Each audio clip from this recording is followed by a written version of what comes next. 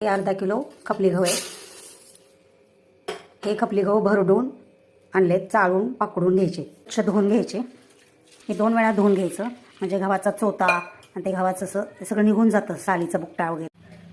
हे मी आता गहू धुवून घेतले. ह्या तांब्याने माझे गहू होते 1 तांब्या. आता ह्या तांब्यानेच 3 तांबे पाणी ओतायचं आणि 1 तास भिजण्यासाठी झाकून ठेवायचं. गहू आपण 1 तासभर भिजत घातलेले. आता हे मी शिजायला ठेवणार आहे. कुकर लावताना 1 चमचा तूप टाकायचं. ही कुकरला 5 शिट्ट्या केल्या आणि हा गहू शिजवून घेतला आहे.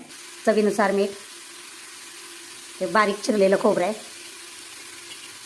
अर्धा किलो गहू होते त्याच्यासाठी अर्धा किलोपेक्षा कमी गूळ वापरायचा, थोडासा कमी करायचा अर्धा किलोपेक्षा.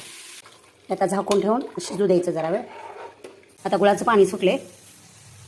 आता थोडंसं तूप घालूया. ही तयार आपली गव्हाची खीर.